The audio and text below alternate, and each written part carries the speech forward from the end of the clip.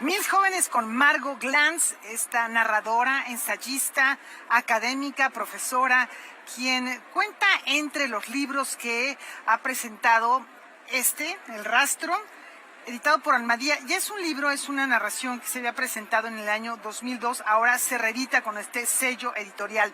Ella va a tener un encuentro con jóvenes de distintas edades que seguramente tendrán la oportunidad de preguntarle en torno a su trabajo literario. Estamos ya a punto de iniciar con la presentación de una semblanza de la escritora Margot Glantz, autora de las novelas Las genealogías, Síndrome de naufragios, de la amorosa inclinación a enredarse en cabellos, El día de tu boda, entre otras novelas, además de numerosos ensayos en los cuales aborda temas como el erotismo, el cuerpo, la migración, la memoria. Y por eso nos da mucho gusto tenerla ahora para charlar con ella sobre el oficio de escribir y también de los temas que ustedes quieran tratar con ella y preguntar. Margot Glantz es maestra en letras inglesas por la Facultad de Filosofía y Letras de la UNAM y es doctora en letras hispánicas por la Sorbona de París, novelista, ensayista, traductora, periodista, profesora emérita de la UNAM y miembro de la Academia Mexicana de la Lengua. Su obra se ha hecho merecedora de distinciones como el premio Magna Donato por su libro Las genealogías en 1982 y el premio Javier Urrutia por Síndrome de naufragios en 1984. Es también ganadora de 2 de los galardones más importantes que entrega la FIL de Guadalajara cada año. El premio FIL de Literatura en Lenguas Romances en 2010 y el premio Sor Juana Inés de la Cruz en 2003. Estos 2 premios son reflejo, no cabe duda, del estrecho vínculo que hay entre Margot y Estra, nuestra feria. Para guiar la charla con Margot, contamos con la presencia de otro amigo muy cercano. Cada año Jorge Fernández nos alegra con su humor inabarcable, por lo que estoy segura que esta será una charla que vamos a disfrutar todos por igual. No me resta más que agradecer a Margot y a Jorge por su amistad, por su complicidad y por su acompañamiento, así como a todos ustedes por sumarse a este diálogo entre amigos.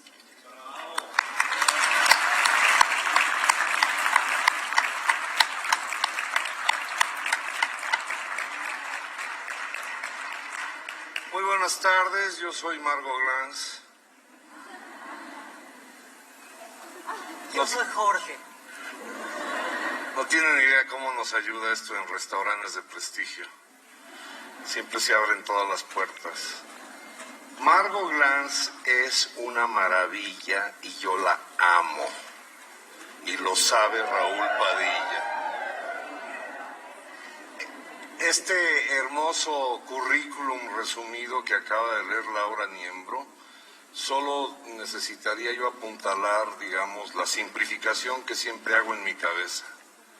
Margot, mujer, memoria, viajera, imaginación, humor, chispa, maestra, escritora, madre, plantas, libros, la elegancia en cada prenda, silencios, complicidades contagiosas, la generosidad de las recomendaciones sutiles. Es decir, ¿no has visto esta película? ¿No has leído esto? Anfitriona, encantadora. Yo me atrevo a decir que compañera, porque te leo y entonces oigo tu voz. O te pienso y entonces me imagino que estarás tuiteando. Tuiteas y luego me da muchísima risa. Una maravillosa que decía: acabo de encontrarme con Margot Glantz, nos identificamos, nos reconocimos, supimos que éramos mutuamente seguidoras la una de la otra y Margot contesta: ¿quién eres? La oportunidad de estar con ustedes ya sucedió con una generación anterior. Hace 10 años yo creo que era más gordo, no, era yo más delgado. Es que ahorita estoy embarazado. Son dálmatas. Pero hace 10 años creo que estaba yo más delgado y me tocó también conversar con Margo con este formato de los 1000 jóvenes. Y esto nos permite ir conociendo mucho mejor a los autores, que es una de las ventajas que tiene la FIL. Desde hace 33 años que yo empecé a venir de cazautógrafos, todavía robaba yo libros en esa época, dejé de hacerlo el año pasado, porque no vine. Pero la posibilidad de estar cerca de los autores es lo que a mí siempre me ha entusiasmado de la literatura. Y luego preguntarles las cosas que a mí se me antoja preguntar. Entonces, yo les voy a pedir que permitan que se vaya armando la conversación entre nosotros, pero por supuesto necesito que me ayuden. Y entonces, conforme pasen los minutos, yo les voy a dar una secreta señal, levantan la mano y por supuesto no les voy a dar la palabra. No, sí les doy la palabra y ustedes también me ayudan a ir haciendo la radiografía viva de una mujer entrañable y brillante que es Margot Glantz. Y empecemos como debe de ser, con otro aplauso para Margot Glantz, por favor.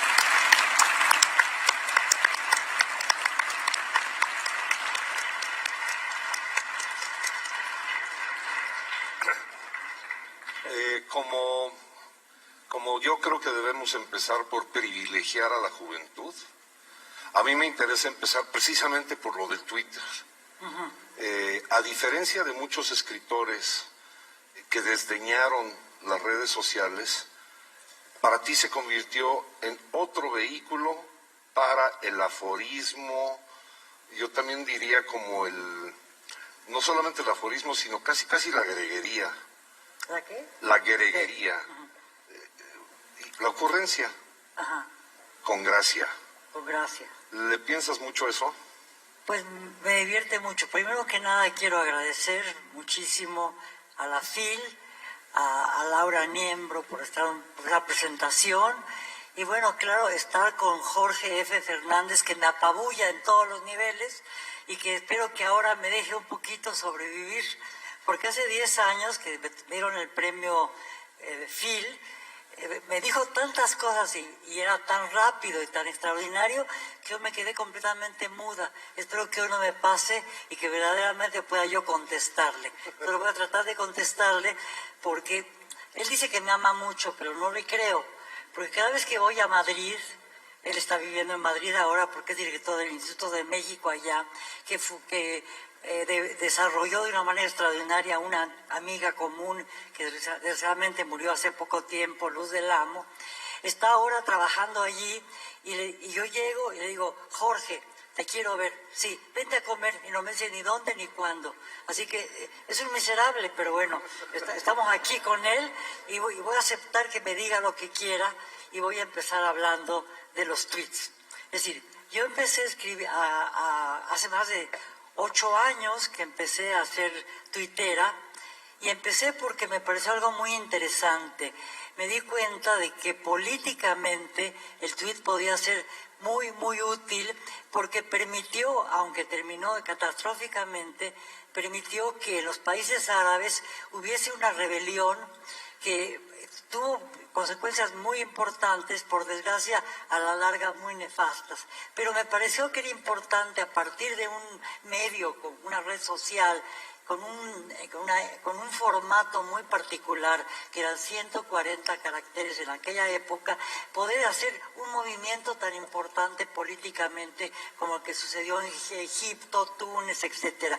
Me pareció entonces importante que yo debía entrar allí, porque al principio pues le tenía yo un poco de desconfianza, pero dije, si políticamente puede ser importante, y además otra cosa que para mí era muy importante también, el hecho de que con 140 caracteres yo pudiera decir algo importante también.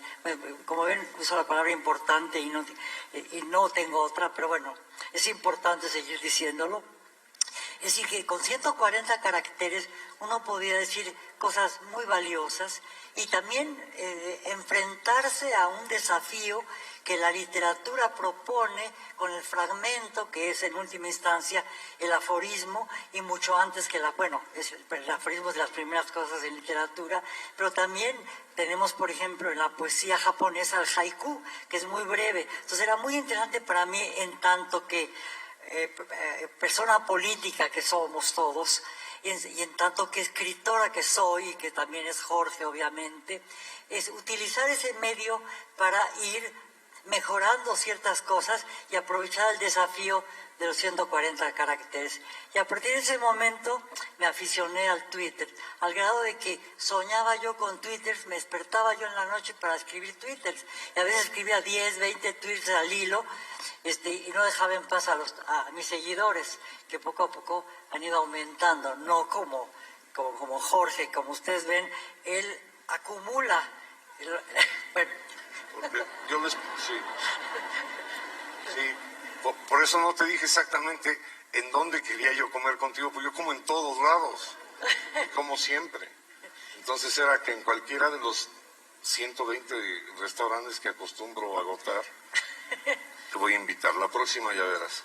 ¿Me invitas? Sí, hablando de persona política y de 140 caracteres, sí aprovecho para solicitar humildemente que en la próxima FIL los políticos que vienen a la inauguración, que solamente digan haikus, porque los discursos son larguísimos, y que dejen al premiado, que es el discurso chingón, pues que lo dejen suelto. Totalmente. Pero de que los acuerdo. políticos nada más digan algo así como, buenas tardes, gracias, algo así. Sí, totalmente de acuerdo, porque generalmente los políticos, bueno, no quiero hablar mal de nadie, pero los políticos no son como nosotros los literatos, que decimos cosas importantes todo el tiempo. ¿no es cierto? Exacto. Gracias. Oye, esto de los 140 caracteres, en mi caso, sí me llega a afectar. Cuando aparece en rojo, quiere decir que ya te pasaste, y entonces tienes que empezar a editar, y tienes que comprimir lo que pensaste para que quepa. Esto no fue una tentación para hacer versos. ¿Tú no has tenido la tentación de la poesía? Bueno, creo que inconscientemente y sin quererlo acabas haciendo versos, ¿no? Es decir, eso puede ser, por ejemplo, ¿quién eres? Es un verso ya. Buenísimo. Sí, Bueno. pobrecita de...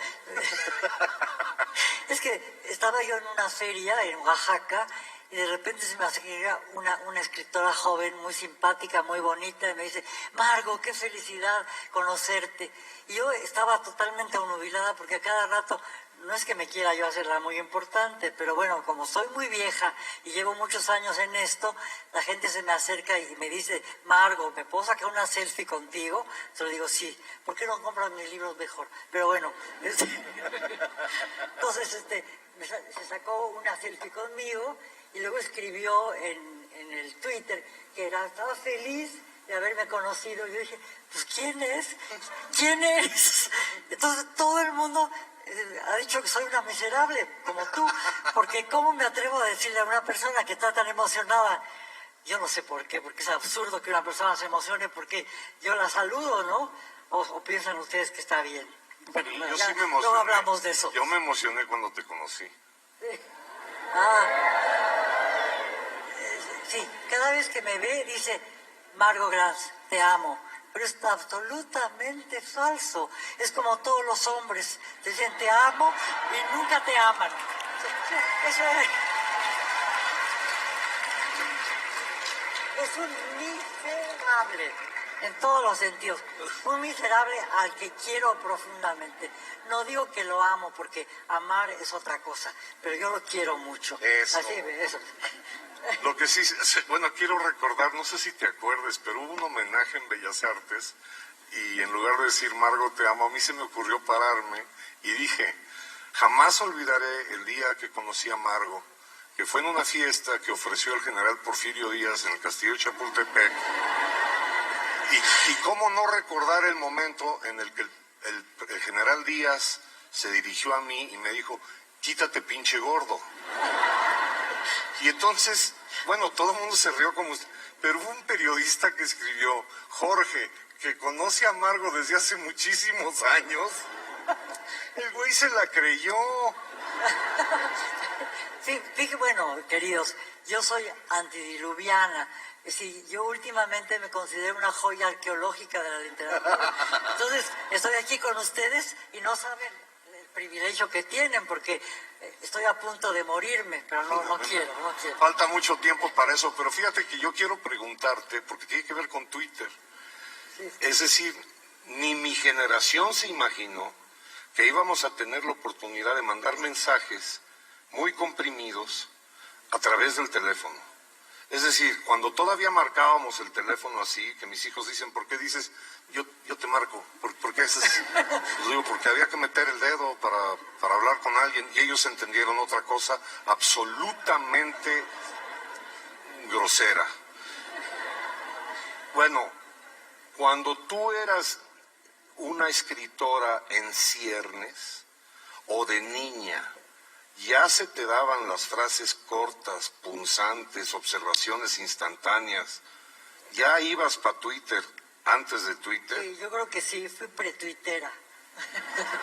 No, sí, yo creo, siempre escribí fragmentariamente y mis textos eran unos textos que no funcionaban de acuerdo con las categorías de las editoriales y por eso no pude empezar a publicar sino hasta los 47 años. Y entonces publiqué, pero a cuenta de autor, porque nadie me quiso publicar. Y ahora soy una celebridad, muchachos. Tomen nota. Bueno, como ustedes ven, somos unos fanfarrones perfectos, pero como ustedes son muy jóvenes, uno tiene que portarse así, ¿o no? Sí, ¿verdad? Bueno, claro. Muy bien. Bueno, yo siempre he escrito muy con fragmentos, y mis textos son... yo voy juntando los fragmentos a la manera en que se produce, por ejemplo, un mosaico. Un mosaico se hace con pequeñas figuras de tamaño desigual y de forma también desigual, de colores diferentes, que ensamblados van formando un patrón mucho más inteligible. Entonces yo creo que siempre, a mi modo de ver, una de las cosas que más me interesan cuando escribo es utilizar ese esquema, el esquema del mosaico. O también, ¿por qué no?, un esquema que fue muy trabajado por un escritor a quien yo venero, que se llama Georges Perec, un francés que murió en 1983, muy joven, y que escribió un libro maravilloso que se llama La vida... ¿cómo se llama? Instrucciones de uso. Sí, la vida, forma de uso, ¿cómo? Sí, instrucciones de uso. Instrucciones de uso. Y que lo que hace es trabajar un edificio que tiene una cantidad enorme de departamentos y hay dos o tres personajes principales. Uno de ellos pinta paisajes, viaja por todo el mundo, pinta paisajes y luego manda esos paisajes a un amigo para que los recorte y haga rompecabezas. Y hace rompecabezas, luego arma de rompecabezas y lo vuelven a pintar. Entonces ese ejercicio de rehacer, de reconstruir, de desconstruir, me parece muy importante y yo lo he seguido siempre. Desde muy jovencita que leí, bueno, no, soy más vieja que Perec, pero cuando empecé a leer a Perec me di cuenta que era el escritor por excelencia para mí, porque me interesaba enormemente la forma como él trabajaba de una manera muy fragmentaria, utilizando textos de cosas que aparentemente no tenían ninguna importancia, trabajaba la cosa más banal, por ejemplo, trabajaba la diferencia entre los espacios, empezaba acostado en su cama, veía lo que estaba alrededor suyo y empezaba a contar cosa por cosa, la colcha, la cama, la luz, etc. Y poco a poco iba saliendo de ese espacio hasta que llegaba a la ciudad y hablaba de toda la ciudad. Me parecía maravillosa esa forma de ir encontrándose en un mundo a partir de lo más íntimo, de lo más cotidiano, para llegar a lo más general, a lo más universal, a lo más épico. Entonces, en ese sentido, El tweet, por ejemplo, a mí me parece importante, aunque los tweets están aislados uno de otro y uno dice algo que pues se pierde porque es evidentemente una cosa que la gente lee y sobre todo con las redes sociales que son tan absolutamente evanescentes y fugaces, pero lo que uno dice generalmente no tiene aparentemente ninguna repercusión. Y por eso, bueno, ya me voy más lejos, ¿no? Sí. Digo, por eso hace poco, el año pasado, presenté aquí en la feria un libro que a mí me parece muy interesante y que, bueno, yo lo hice y digo que es interesante, soy una miserable, pero no importa. Es decir, es un libro en donde yo trabajé muchísimo el método del Twitter y del Facebook, porque me puse a analizar la manera como el Facebook y el Twitter conminaba a los que lo practican a seguir ciertas reglas y al mismo tiempo a dejar de pensar porque las reglas se les imponían y llegaba un momento en que uno seguía esas reglas y se volvía como una especie de esclavo del Twitter o de esclavo del Facebook, o que el Facebook se convertía en una especie de psicoanálisis de banqueta, donde la gente necesitaba comunicarse con otras personas y decir una serie de cosas que por alguna razón ya no podía decirles ni a los amigos, ni a sus padres, ni a sus hermanos, y que de alguna manera se vertían en las redes sociales, que era al mismo tiempo no estar solos, pero estar tremendamente solos, porque se está confesando frente a una virtualidad que aunque tenga uno amigos, etcétera, son generalmente amigos virtuales. Entonces, ¿qué pasaba con eso? Me pareció muy importante. Y también en el Twitter me intrigó muchísimo ver que el Twitter presentaba una cantidad de noticias muy impresionantes, muy seguidas una tras otra, en donde las cosas eran muy variadas y de muy distinta categoría. Había cosas fundamentales que tenían que ver con la guerra, con asesinatos, con el narcotráfico, con el cambio climático, con aparecidos en fosas, en fin, toda una serie de cosas muy, muy importantes, y también cosas astronómicas, cosas del cáncer, todo cosas fundamentales para el ser humano. Y luego junto a esas cosas había, por ejemplo, la historia de Brad Pitt, que se estaba divorciando de Angelina Jolie. Yo no sé, pero ¿qué importancia tiene que haya miles y miles y miles de muertos en Siria, que en México constantemente haya desaparecidos, y que se case o no se case Brad Pitt? ¿A quién le importa eso? Entonces yo dije, es muy importante, a ti te importa, pero a mí no. Entonces yo dije, bueno, ¿qué voy a hacer? Voy a tratar de hacer un libro en donde haga yo una especie de inventario de todas las noticias, bueno, de muchas de las noticias que voy descubriendo, y voy poniéndolas una al lado de la otra, y empezar el libro simplemente con una pregunta: ¿qué es lo más importante? ¿Esto? Y son 300 páginas de pregunta, ¿qué es lo más importante? Y termina en puntos suspensivos, porque uno tiene que empezar a jerarquizar. Y creo que uno de los problemas del Twitter y de las redes sociales es la posibilidad de impedir que uno piense, que uno tenga distancia frente a las cosas, que uno jerarquice y vea qué es lo más importante frente a lo que es más pasajero. Entonces es a mí me pareció importante hacer ese libro, porque creí que era una de las formas en que yo podía aprovechar las redes virtuales. Bueno. Carajo, ¿cómo no te voy a amar después de ese párrafo? Maravilla. Pero a ver, eso tiene que ver con algo que yo siempre te he querido preguntar, si es que, por ejemplo, como profesora, para preparar una clase, tienes otro chip. Es decir, tienes una manera analítica de plantear los discursos que manejas. Si tú puedes armar una historia a partir del, como dicen en España, el puzzle, que es puzzle, que es rompecabezas, el puzzle. Hay que informarle a la Real Academia Española que la palabra es rompecabezas. No armabas así tus clases. Bueno. Y no necesariamente has armado así todas tus novelas. Bueno, es decir, creo que hay ámbitos muy diversos y uno va transitando de unos a otros de acuerdo con las necesidades de cada ámbito. Yo he sido profesora muchísimos años, afortunadamente tengo la suerte de haber sido profesora en la Universidad Nacional Autónoma de México, de la cual soy egresada, y para mí es mi alma mater, es importantísimo como la Universidad de Guadalajara, porque creo firmemente y defiendo firmemente la educación laica y pública. Creo que es lo más importante que tenemos y que tenemos que defenderla. Entonces, estando en la universidad, yo me trabajo de acuerdo con lo que me va dando la necesidad al enfrentarme con los grupos de alumnos. Los grupos de alumnos, aunque en un nivel tienen la misma categoría, porque son todos jóvenes y todos tienen ojos nuevos con que mirar la realidad, cosa que me ayuda a mí que voy envejeciendo. Yo voy abrevando de muchas cosas de los jóvenes, porque los jóvenes me enfrentan a cosas que yo ya no puedo vivir porque las he vivido en mucho tiempo. Entonces, el estar con jóvenes me ayuda también a no envejecer tanto, porque los jóvenes siempre le proporcionan a uno cosas que son muy, muy valiosas, y ese intercambio, ese diálogo entre jóvenes y profesores, me parece de lo más esencial que puede haber en el mundo. Ahora, cuando yo trabajo en clase, generalmente, hago mucho análisis de texto. Y al hacer análisis de texto los trabajo muy cuidadosamente.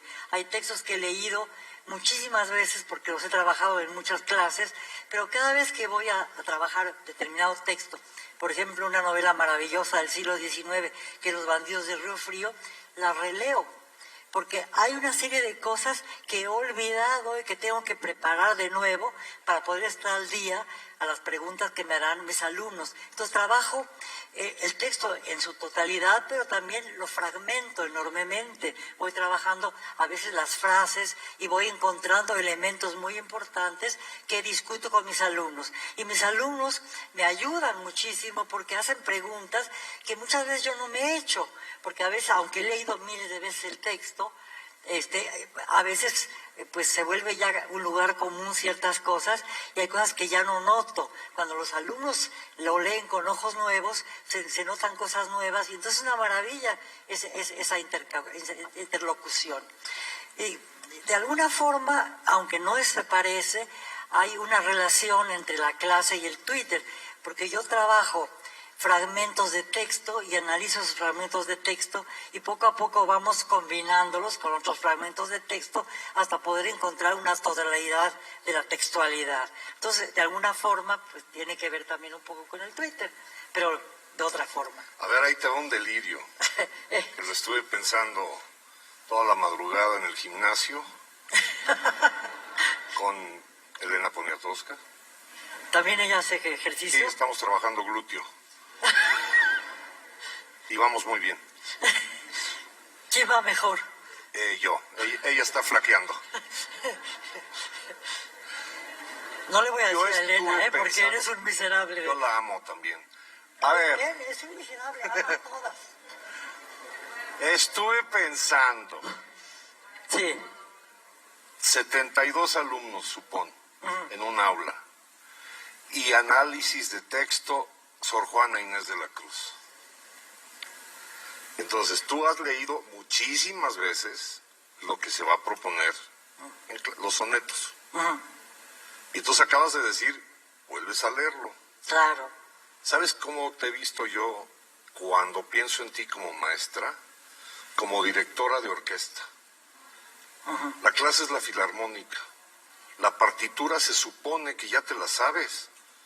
Y sin embargo la vuelves a leer. No escuchas grabaciones, es decir, no tienes que poner un ensayo de otro autor que escribió sobre Sor Juana, porque como Boncara ya no tiene que poner grabaciones no sé, de Furtwängler o de cualquier otro director, porque tienes la batuta o el gis.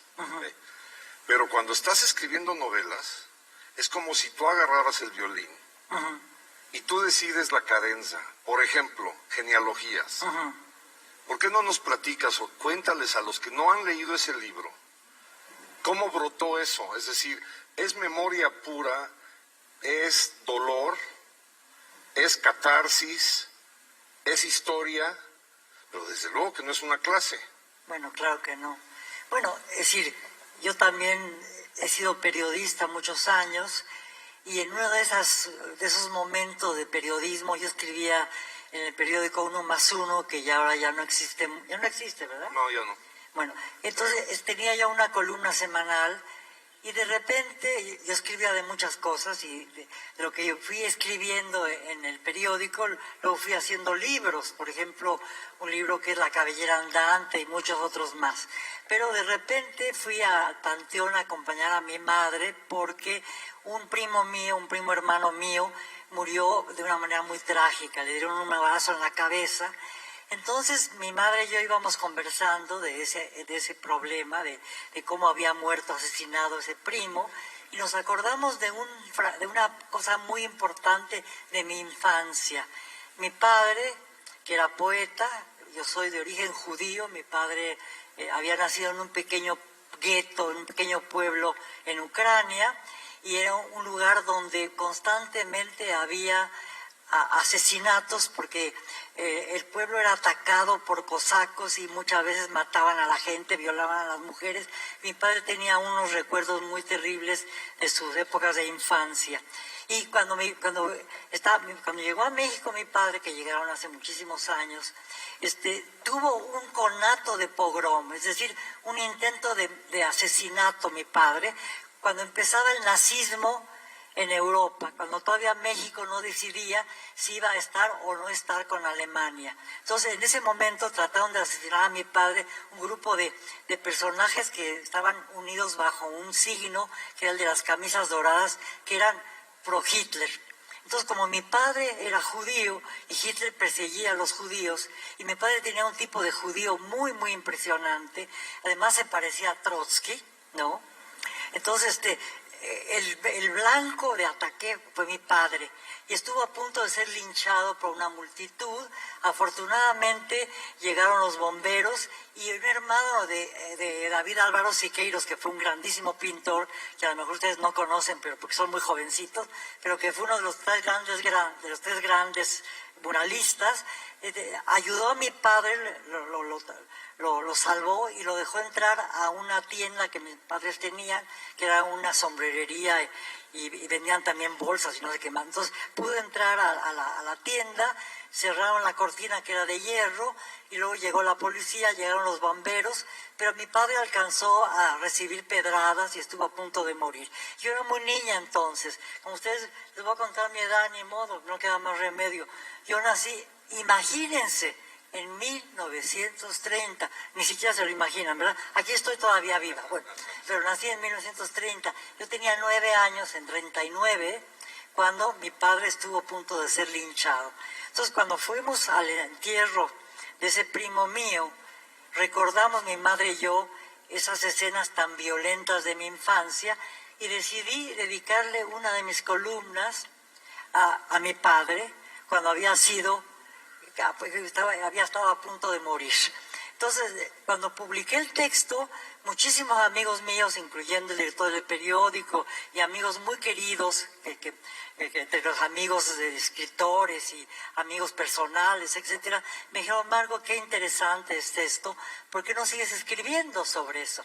Entonces yo decidí, me di cuenta, yo tenía pues ya casi 48 años, me di cuenta que no conocía yo realmente la vida de mis padres, que mis padres habían nacido mi padre en un pequeño pueblo en Ucrania, mi madre en una pequeña ciudad y había vivido mucho tiempo en Odessa, en una capital muy importante de Ucrania, y que yo los conocía visceralmente, eran maravillosos mis padres, pero no sabía ni cuál había sido su infancia, yo no conocía a muchos no tenía yo abuelos, tenía una sola abuela había conocido, todos mis abuelos nunca los conocí, no conocía a mis tíos, con excepción de unos cuantos. Entonces dije, bueno, tengo que saber qué era la infancia de mis padres, cuál era su juventud, cómo vivían, cómo eran las tierras que conocieron, cómo era la comida que comían, cómo era la ropa que usaban, si iban a la ópera o no iban a la ópera, cómo fue la Revolución Rusa, porque a mi papá le tocó la Revolución Rusa,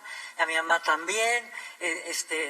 Cuando mi madre y mi padre nacieron era la época del zar, todavía Ucrania formaba parte de Rusia. Entonces, todo ese tipo de cosas dije, bueno, qué interesante, puedo hacer un libro, no un libro, por lo menos columnas en el periódico.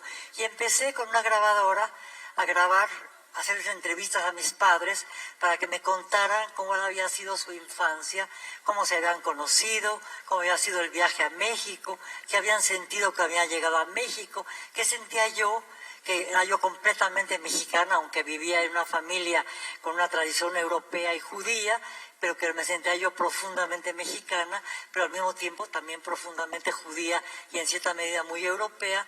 ¿Qué pasaba conmigo como identidad, etcétera, etcétera? Y bueno, fui escribiendo durante 2 años y de repente un editor, que era Martín Casillas, decidió fundar una editorial. Me dijo, ¿por qué no publicas un libro?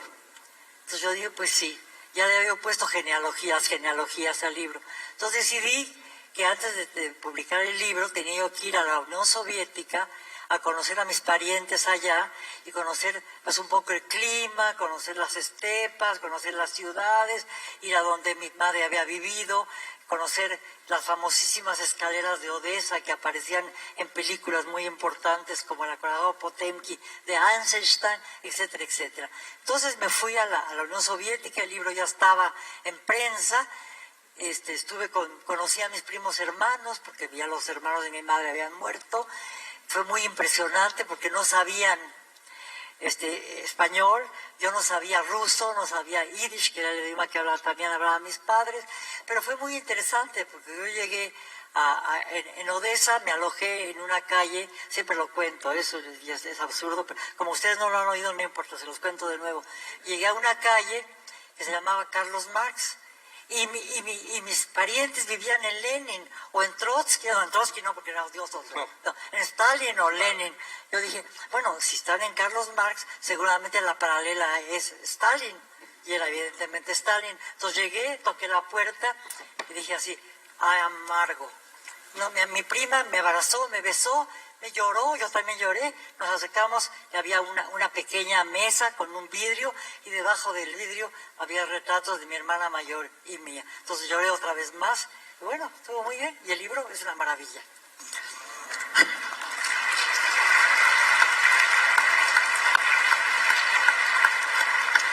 Como ven, la edad me ha vuelto soberbia, pero bueno, no importa. Eso es un concierto de violín. ¿De qué autor? Tuyo. Ah, bueno. La partitura la escribieron tus genes. Ah, mis genes. Bueno, mis padres entonces. Y entonces cuando tomas la batuta, por ejemplo, como profesora o ensayista, has analizado partituras ajenas.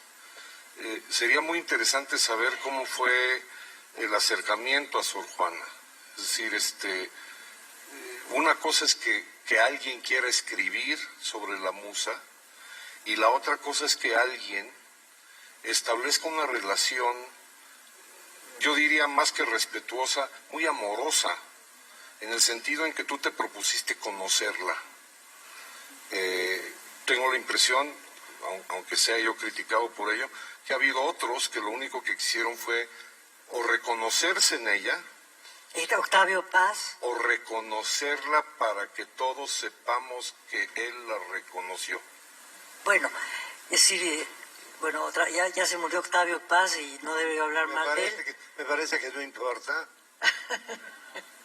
Bueno, yo soy profesora de literatura mexicana, aparte de profesora de literatura comparada y latinoamericana. Entonces, siempre he trabajado a Sor Juana. Como una profesora de literatura mexicana, no va a trabajar a Sor Juana. Pero no la había trabajado de una manera muy profunda, porque había estudiado sobre todo literatura del siglo XX y del siglo XIX, también siglo XVI, crónicas de la conquista, etc. Pero Sor Juana específicamente no había trabajado profundamente. Un amigo común de ambos, que es Sergio Pitol, uno de mis mejores amigos, de uno de los mejores escritores en lengua española, que murió hace un año, me dijo, Margo, me acaban de escribir de Venezuela, que había una colección maravillosa que se llamaba Ayacucho, que había fundado un gran latinoamericanista que era Ángel Rama, que murió justamente con Ibargüengoitia en avión avionazo. que tú acabas de escribir un libro sobre Ibargüengoitia. Me dijo, Margo, tú te pasas la vida alegando que no estás de acuerdo con el libro de Octavio Paz, Las trampas de la fe. Paz publicó en 1883 Las trampas de la fe, y a mí me llegó la invitación de Ayacucho, de Venezuela, en 1988. Entonces me dijo: Sergio, Margo, tú tienes que escribir sobre Sor Juana y tienes ese desafío. Entonces, a mí me pareció un desafío muy importante, muy difícil, porque para trabajar a Sor Juana era necesario trabajar muchos aspectos de la colonia, trabajar filosofía, trabajar teología, trabajar el entorno de los conventos, ver qué tipo de monja era Sor Juana, qué tipo de monjas había en el contexto de Sor Juana, quiénes eran sus contemporáneas, conocer enormemente bien la poesía clásica de los siglos de oro, conocer filosofía, conocer teología, porque Sor Juana era un personaje que abarcaba todas las ramas posibles de lo que en su época era la cultura y la sabiduría. Entonces digo, ¿cómo voy a escribir yo algo importante sobre Sor Juana si no me pongo a trabajar profundamente toda una serie de ramas y de ámbitos culturales donde Sor Juana destacó? Entonces, Sor Juana cumplía, un aniversario de Sor Juana era de 1995, entonces yo me puse a trabajar en 94, en 95, porque ya estaba ocupando, me estaba fallando la memoria, pero bueno, no importa. Me puse a trabajar muchísimo, varios años, hasta poder enfrentarme al desafío de escribir sobre Sor Juana. Cuando se fue el aniversario de Sor Juana, publiqué el libro en Ayacucho, y luego lo publiqué, que fue una antología de textos en Ayacucho, y también publiqué en México un libro que se llamó Sor Juana, geografía o autobiografía. Geografía porque en la época de Sor Juana las monjas tenían derecho a que se escribiera sobre su vida, pero se escribía de una manera muy particular, que era la geográfica, la vida de los santos, porque las monjas que tenían algún papel importante históricamente eran monjas que trascendían el convento y que aspiraban a la santidad. Algunas eran canonizadas, la mayor parte no, pero para hacerlo necesitaban hacer una serie de ejercicios con su propio cuerpo muy particulares que a mí me interesaba mucho. Entonces me di cuenta que Sor Juana, aunque claro tenía que ver con el discurso agiográfico de la santidad, era fundamentalmente un discurso autobiográfico. Y había una diferencia muy grande entre lo autobiográfico y lo agiográfico. Entonces, en ese sentido, trabajé muy profundamente esos aspectos y cada vez amé más a Sor Juana. Me volví sorjuanista, trabajé más de 20 años sobre Sor Juana. Y bueno, publiqué muchos libros sobre ella, hice muchas antologías y bueno, me permití enfrentarme a figuras muy canónicas y a las que era muy difícil enfrentarse, como por ejemplo Octavio Paz, que era una especie de Huitzilopochtli de las letras, porque se tragaba todo. Entonces a mí me daba miedo, pero sin embargo decidí que iba a escribir sobre Sor Juana y que iba yo, como tú dices muy claramente y te lo agradezco, a amar a Sor Juana, a tratar de entenderla desde adentro, para leer sus múltiples creaciones, para lo cual, estoy hablando mucho, pero perdónenme, no importa, tenía yo que leer, por ejemplo, no solo a Sor Juana, sino a Lope de Vega, Calderón de la Barca, a los grandes escritores del siglo de oro, a San Juan de la Cruz, a Teresa de Jesús, porque Sor Juana los conocía perfectamente a todos y siempre escribía textos maravillosos, aunque fueran muy breves, en donde hacía alusión a todas esas figuras. Sor Juana tenía una sabiduría impresionante y una capacidad para versificar, que ella pensaba que era de nacimiento, porque ella hablaba y hablaba en verso. Entonces digo, Sor Juana era tan maravillosa que para poder enfrentarme a ella, pues tenía que trabajar de alguna forma todo lo que Sor Juana, o mucho de lo, porque todo es imposible, pero mucho de lo que Sor Juana había trabajado. Hay dos cosas que yo quiero decir a partir de esto. Antes de conocerte, te adiviné. Llegaste en el momento en que te esperaba. La FIL o la vida de pronto le permite a los lectores apasionados, sobre todo si hay un poco de enjundia, en llegar a estar cerca de los autores que uno ha leído y que admira. Y es un momento eléctrico muy intenso. Dicho sea de paso, también me pasó con Paz, es decir, Paz imponía por muchas eruditas razones, y Fuentes, y Pitol. Pitol era un monumento, un monumento que caminó por estos pasillos.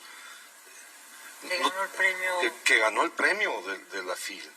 El Cervantes. O el hombre que le daba nombre al premio, que era el propio Rulfo. Yo estuve 2 veces con él y yo no sé cómo me animé a hablar, porque sentía la boca seca.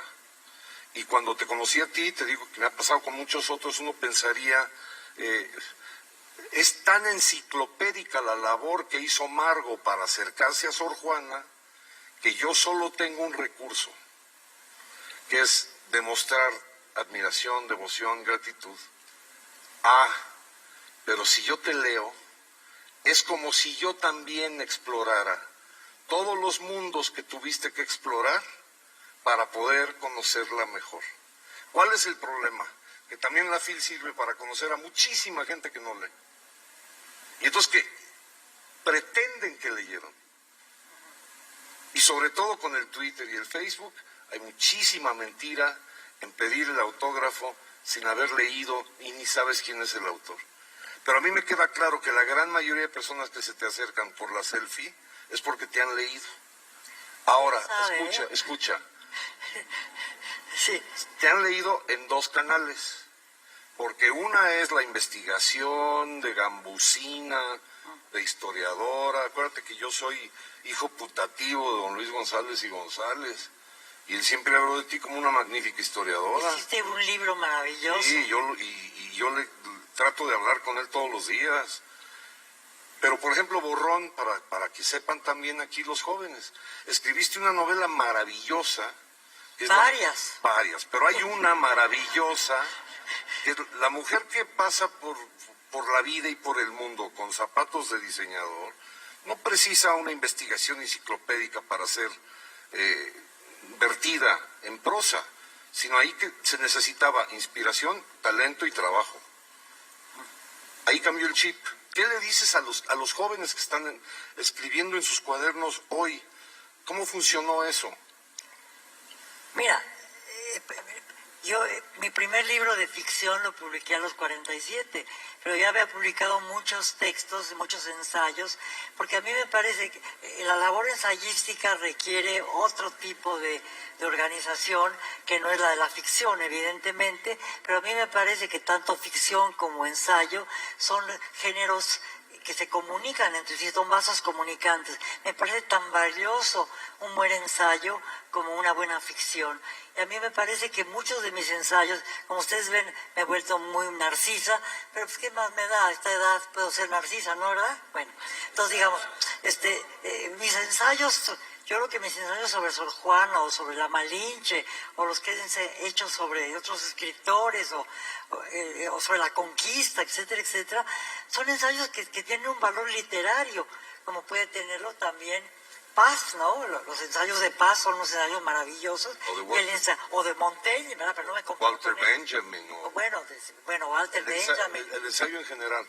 Sí, pero es distinto sí. La trama de una novela.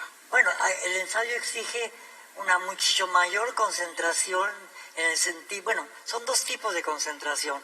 El ensayo te exige un rigor muy particular, que tiene que ver con lo académico, con la sabiduría, con la lectura muy cuidadosa y muy seria de los textos, y al mismo tiempo la interpretación de esos textos, que es muy creativa. Es una labor de, como tú dices, de gambusino, trabajar los textos y tenerles mucho respeto, porque son maravillosos, pero al mismo tiempo encontrar esos textos, aspectos que por otro lado tú no has visto que otra gente haya puesto. Entonces, en ese sentido, tú descubres porque te interesa, y que bueno, y ahí está también la labor docente. El trabajo de clase ayuda muchísimo a ver con mucho más agudeza las cosas, e insisto, la relación entre alumno-maestro se vuelve verdaderamente un tesoro, porque tú trabajas las cosas con gente que está mirando por primera vez con ojos nuevos, con una inexperiencia, pero al mismo tiempo con una candidez y una ingenuidad maravillosas que te ayudan a ti a desmontar todo un conocimiento que ya ha sido muchas veces anquilosado. Entonces es muy importante ese trabajo el trabajo de clase más el trabajo de organización textual, que es mucho más difícil, porque uno tiene que estar pues, jerarquizando con mucho cuidado.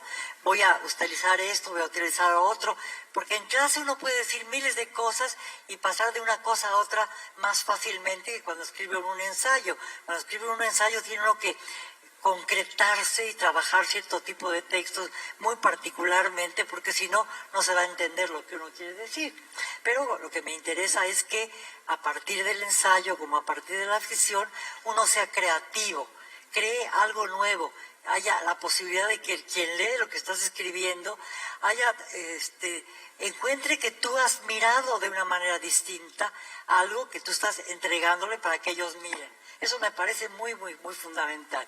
Y bueno, creo que lo he hecho mucho, llevo más de 60 años dando clases, de repente me encuentro a un señor que me dice, maestra Glantz, yo fui su alumno en la preparatoria. Yo digo, ¡ay, qué maravilla! Pero soy una miserable, por ya.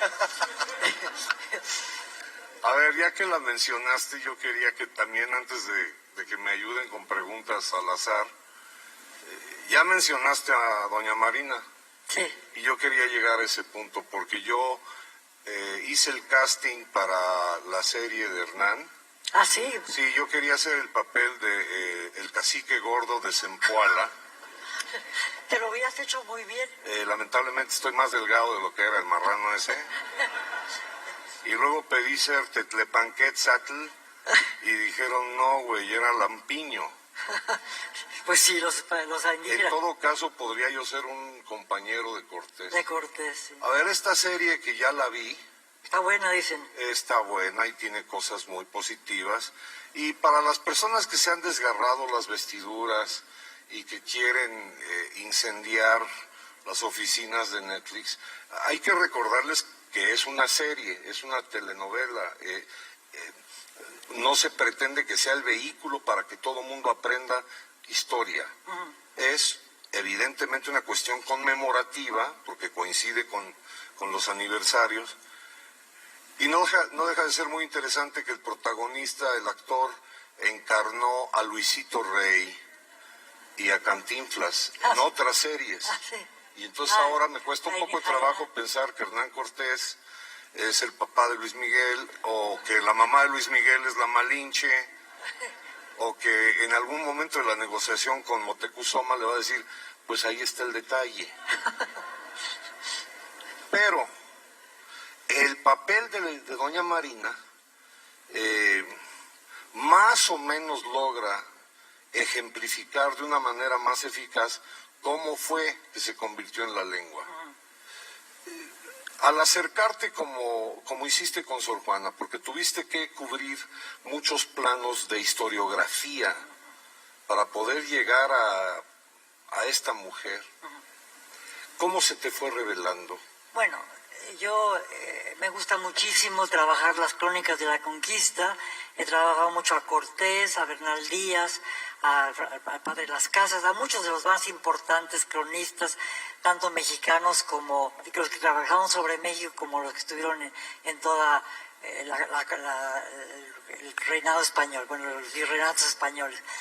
Y Bernal Díaz es un libro extraordinario, maravilloso, se los recomiendo muchísimo porque es como una de las novelas más interesantes que he leído, y me puse a trabajarlo desde el punto de vista de la literatura y analicé, es un texto muy largo, pero me puse a analizar página por página y bueno, encontré entre otras cosas que la figura de la Malinche era verdaderamente una figura protagónica de una importancia increíble. Por ejemplo, vi la serie que hicieron sobre la Malinche, que no es mala, pero hay una historiadora norteamericana que se llama Camila Townsend, que ahorita la voy a denunciar, que escribe artículos, por ejemplo en Nexos, un artículo en donde dice que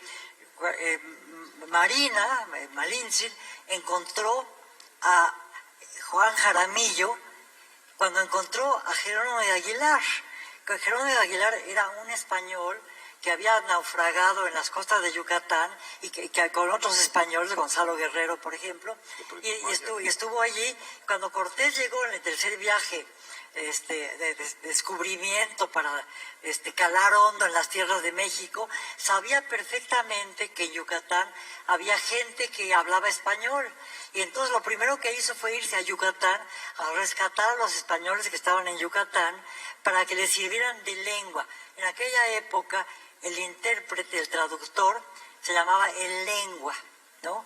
Entonces Cortés necesitaba un lengua porque él no entendía el náhuatl ni entendía el maya. Entonces llegó a Yucatán y encontró a Jerónimo de Aguilar, que sabía muy bien maya y español porque llevaba mucho tiempo en esa zona. Entonces mientras cuando estuvo recorriendo el territorio maya, podía muy bien entender a los indígenas porque hablaba maya Jerónimo de Aguilar. Pero al llegar a Tabasco se encontró con que hablaban ya náhuatl y que no había quien le tradujera, no había lengua para el náhuatl. Y en una de esas cosas le entregaron un tributo a Cortés de 20 muchachas jóvenes, gallinas, plumas, oro, lo que ustedes quieran. Y entre las 20 mujeres estaba una muchacha muy joven, bonita para ser mexicana, como decía Bernal Díaz, el miserable, ¿no?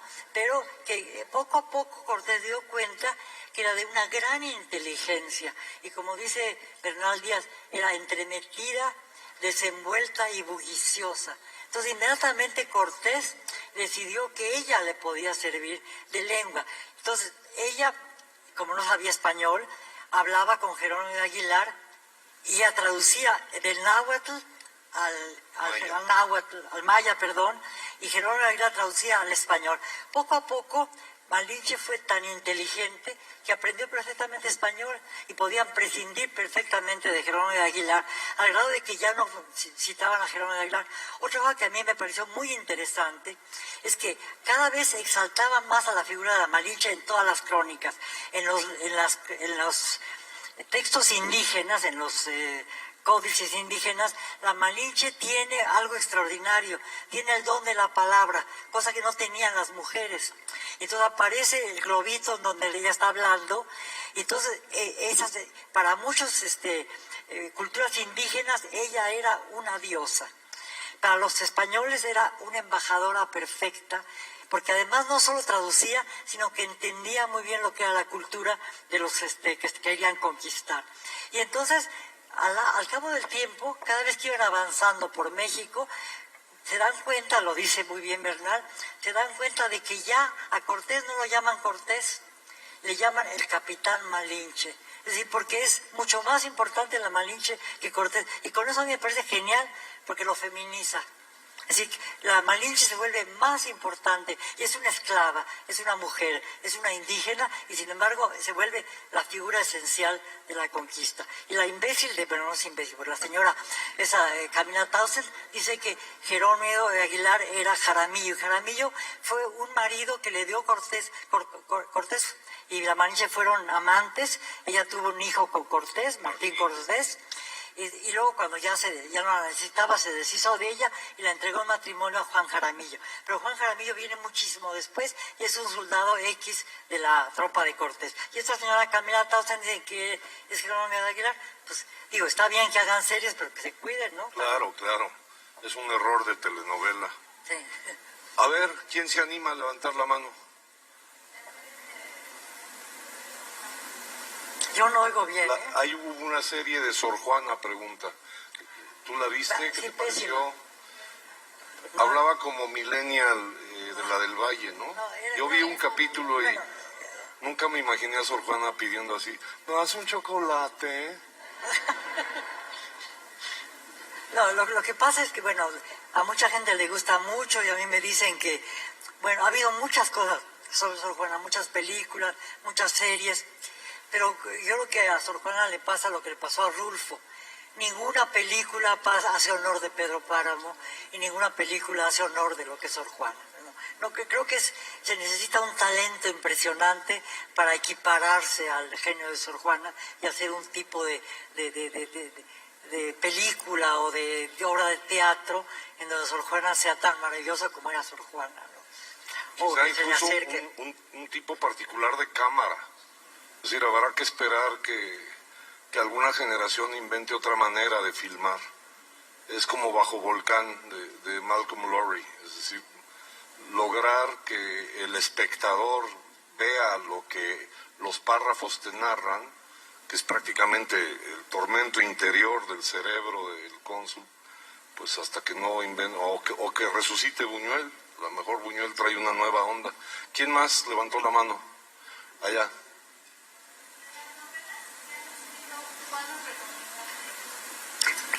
Que de las novelas que has escrito, ¿cuál recomendarías tú que lea ella? Todas. Bueno, me parece, Genealogías es un libro más accesible, yo creo, porque yo soy medio complicada para escribir, muy buena pero complicada. Bueno, entonces yo creo que Las Genealogías sería un libro que para empezar a leerme, y creo que también muy importante por lo que les dije de las redes sociales, porque es un texto que hace reflexionar, y por mirarlo todo nada veía, que es este último libro que escribí y que justamente tiene un título de un verso de Sor Juana. Sor Juana en Primero Sueño, cuando está en medio del universo y viendo todo el cosmos, se la agolpa, las estrellas, toda una serie de cosas impresionantes, decide que ya no entiende nada, entonces y por mirarlo todo nada había, ni discernir podía. A mí me pareció que de alguna manera el internet acababa siendo ese cosmos insoportable en donde uno tenía tantas noticias que se perdía. Entonces decidí ponerle ese título y creo que es un libro importante en cuanto permite la reflexión y la capacidad de jerarquizar, también ponerle una distancia a lo que uno está leyendo. Yo encuentro que la gente de alguna manera en las redes sociales se ha vuelto como muy literal, como que no tienen esa capacidad de autocrítica, de sentido del humor para enfrentarse a las cosas con un poquito más de distancia, y creo que eso es muy importante. Entonces eso traté de hacer en mi libro, y tengo otro libro que también que puede ser interesante en ese sentido, que se llama Yo también me acuerdo, que es de textos muy breves también, un poco como twitters, en donde trabaja una cantidad de cosas que tienen que ver con la historia de México, con el universo, con miles de temas que a mí me apasionan, pero que conjuntados dan una visión interesante de las cosas y que creo que puede servir para que la gente vea con distancia y con jerarquización las cosas. Me parecen libros en alguna medida, aunque no me interesa hacer didáctica en mis textos, que pueden funcionar de alguna manera más didácticamente. ¿Quién más había levantado la mano?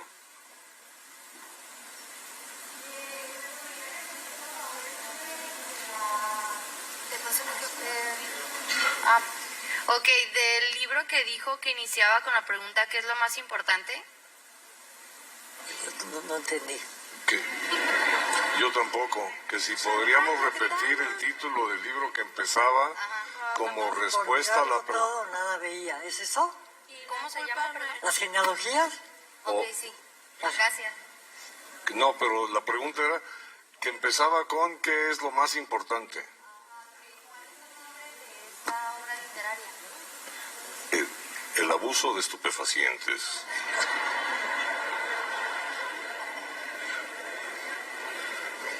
No, a ver, no sé. Yo no sé porque no oí, porque soy sorda, muchachos. Déjenme tener defectos. A lo mejor es este que está mencionando del internet, ¿no? Sí, ayúdenme. Y rolen, ¿no? Todos los que entendieron esa pregunta, móchense. ¿Alguien había levantado la mano por acá? Allá.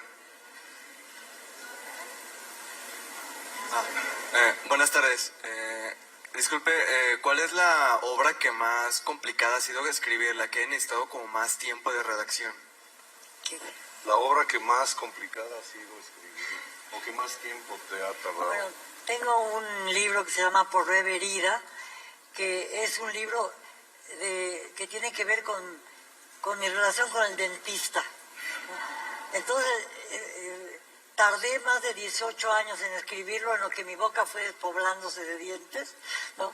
Y me fueron poniendo prótesis, ¿no? Entonces fui escribiendo el libro y las veces que lo escribí no acaba de funcionar el libro. Es más, cuando me dieron el premio Field de Literatura en 2010, presenté un fragmento de ese libro que me parece muy malo. Tenía algunos fragmentos que funcionaban, pero no acabó siendo el libro que me hubiera gustado que fuese, que tardó muchos años después. Lo publiqué en 2016 y empecé a escribirlo como en 2002, o en 2000. Así que fue un libro que tardó mucho y que me costó mucho trabajo escribir, encontrar una estructura coherente, hasta que por fin funcionó, ¿no? Ese fue el libro que más he tardado en escribir. A ver.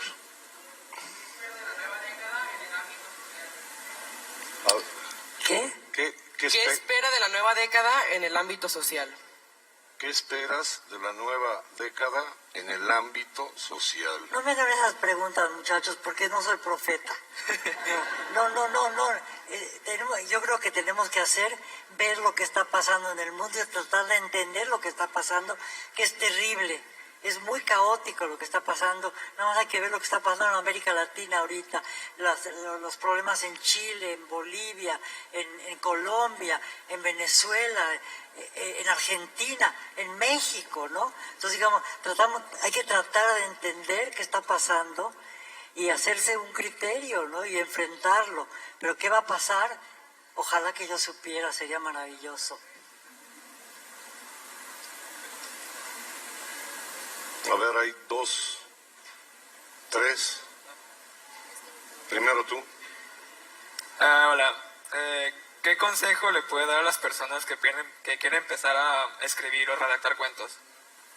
¿Qué consejo le puedes dar a las personas que quieren empezar a escribir? Bueno, yo creo que una Mont Blanc.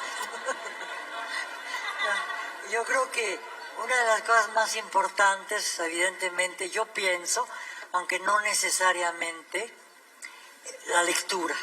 Es muy importante leer. Ahora, obviamente, también muy importante vivir.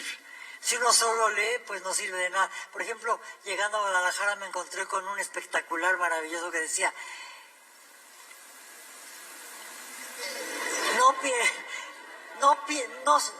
no solo pienses, existe. Me pareció maravilloso eso. No solo pienses, existe. Porque había un filósofo francés que se llamaba Descartes, que escribió un texto que decía: pienso, luego existo. Y todo el mundo dice: pienso, luego existe. Y el texto decía: no solo pienses, existe. Lo que a mí me parece maravilloso. Entonces hay que existir, pero también hay que leer, ¿no? Creo que si uno tiene una vida rica y tiene cosas importantes que contar, pues creo que la lectura ayuda para organizar lo que uno quiere contar, porque le enseña a uno a organizarlo, evidentemente, y al mismo tiempo la lectura permite vivir miles de vidas que uno no puede vivir en la vida cotidiana, porque podemos vivir una vida, pero no miles de vidas como podemos vivirlas en la literatura. Entonces, leer es fundamental, y creo que ferias como la de Guadalajara son importantísimas porque nos incitan a leer, que eso es una de las cosas más importantes, y que bueno, que un profesor lo primero que hace es que desde que sus alumnos lean, ¿no? Aquí. ¿Dónde quedó? Acá. Buenas tardes y muchas gracias por todo lo que han dicho. Mi pregunta es sobre la importancia del erotismo en su narrativa, porque leí Apariciones y me voló la cabeza. Bueno, hoy presento dentro de una hora un libro que es complicado, que es la historia de una pareja que hace el amor muy violentamente y que está descrita de una manera muy descarnada, y que al mismo tiempo está manejando otra historia paralela, que es la historia de dos monjas que para poder aspirar a la santidad se flagelan. Y el libro se llama Apariciones, cómprenlo, está muy bonito. ¡Wow! ¡Wow!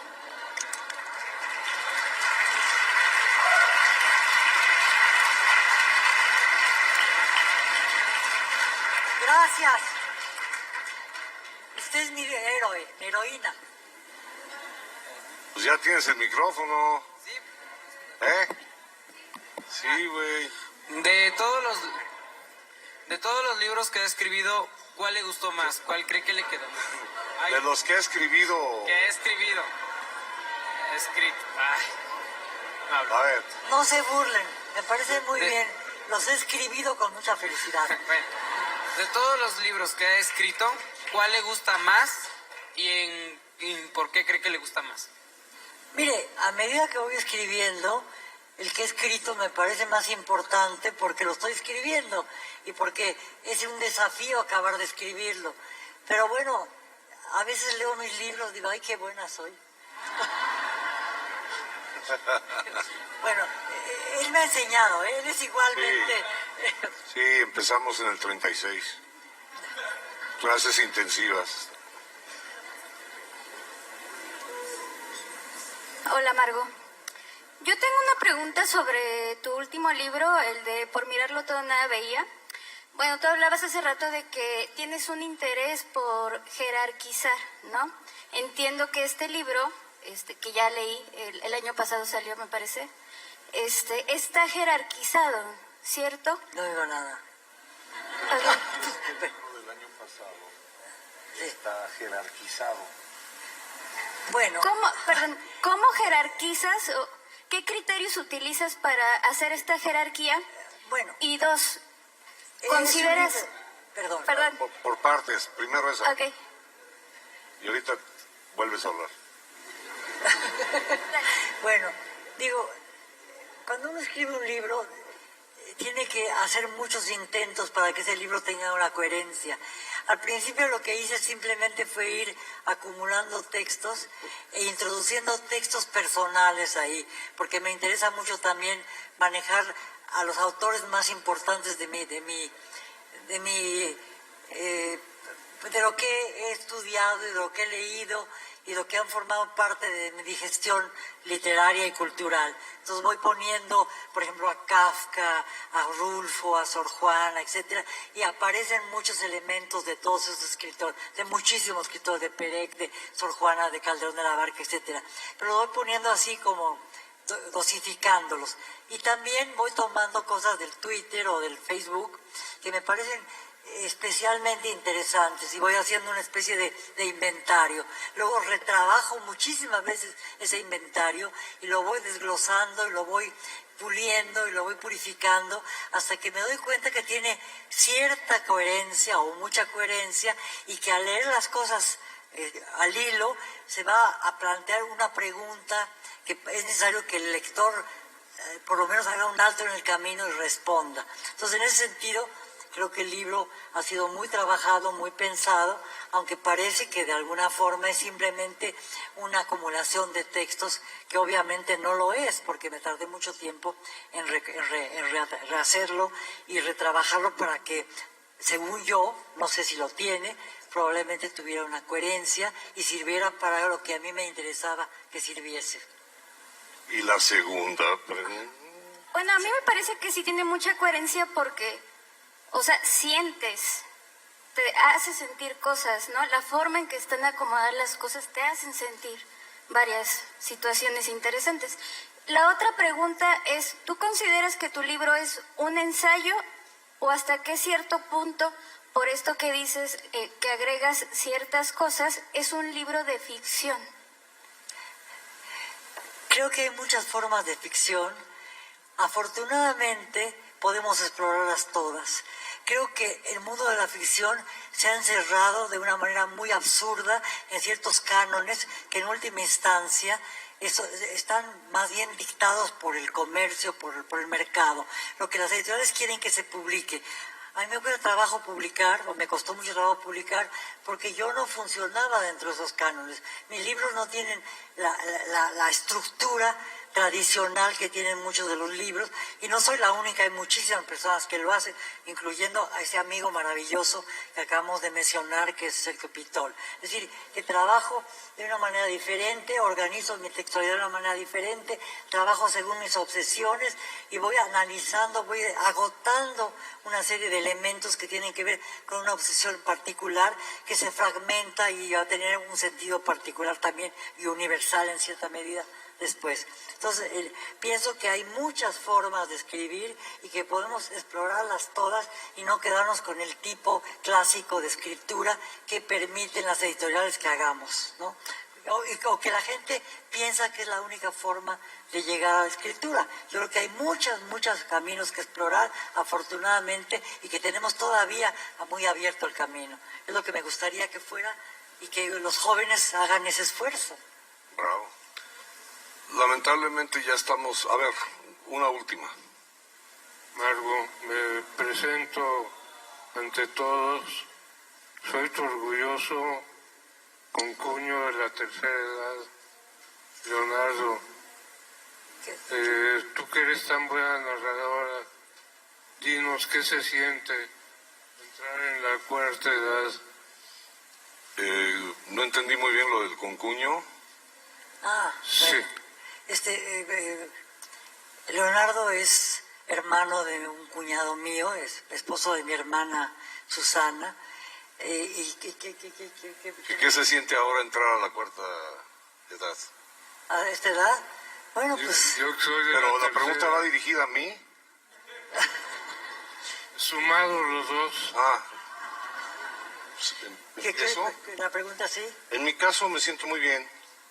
El pañal para adultos me está ayudando mucho aquí en la FIL para aguantar todo el jalón. Ándale. Y el nado sincronizado. Estamos organizando un equipo de escritores. No lo Todo dudo. bien. ¿Cómo te sientes tú?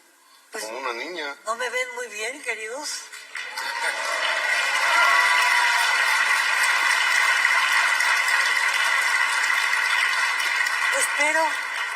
Espero vivir algunos años más muy lúcida, trabajando, enseñando, y luego cuando ya me marchite, que va a ser muy pronto, pues ni modo, me marchité, ¿qué puedo hacer? Lo creo. Me pueden acompañar en el panteón.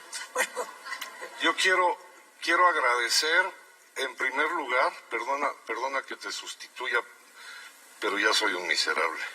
Pero en primer lugar, ¿sabes a quién quiero agradecer?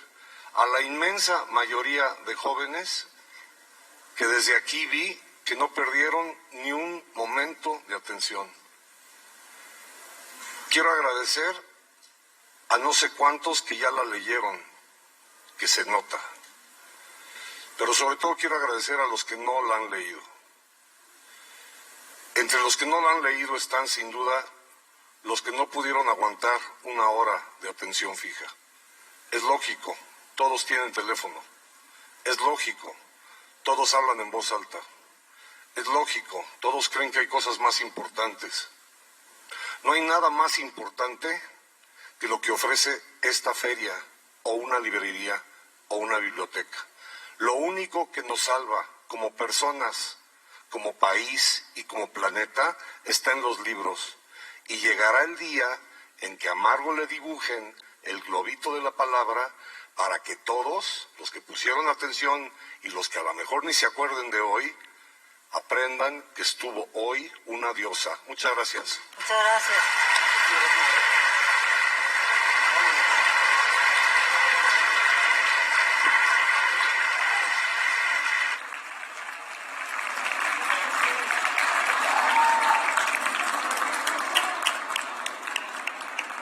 Bueno, pues esta fue la charla que tuvo Margo Glantz, escritora, traductora, ensayista, crítica literaria, académica mexicana, integrante de número de la Academia Mexicana de la Lengua, quien tomó posesión de este sitio en 1996, Premio Nacional de Ciencias y Artes en el ámbito de la lingüística y la literatura, con Jorge F. Hernández, representante de la cultura de México en España, también escritor, una charla en la que narró muchos episodios de su vida reflejados en sus libros, el origen de sus investigaciones, por ejemplo, en torno a Sor Juana Inés de la Cruz, el interés y el amor por la llamada décima musa, su libro Genealogías, que narra la historia de su familia, una indagación que empezó ya en una etapa tardía de su trayectoria literaria y que la llevó a viajar a Rusia, a conocer a familiares sin hablar esta lengua, familiares que a su vez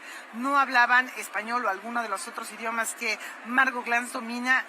Pero fue una exploración hacia lo más profundo de su ser, de sus orígenes, y que comparte en este que es uno de sus libros más conocidos. Les decía al principio de esta transmisión que se acaba de publicar de nuevo por parte de Almadía, El rastro que habla de la muerte y de la posibilidad de la literatura, de las palabras, de traer a la vida aquello que aparentemente ha fallecido. Un libro breve que, como en el caso de la mayor parte de las obras de Margot Glantz, tiene un carácter un tanto fragmentario, obras que son difíciles de clasificar, que nos hablan del erotismo, de la migración, de esta alma y este origen judío de Margot Glantz, de su interés por la literatura de todos los tiempos y muy particularmente de la época de oro.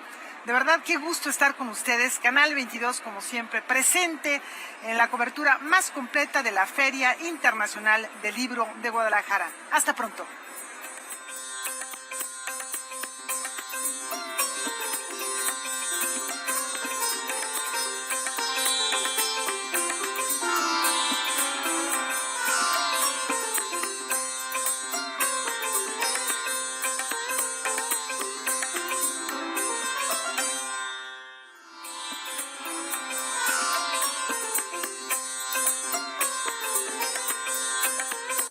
En una de las peores olas de calor que la ciudad haya visto. Ya puede pasar.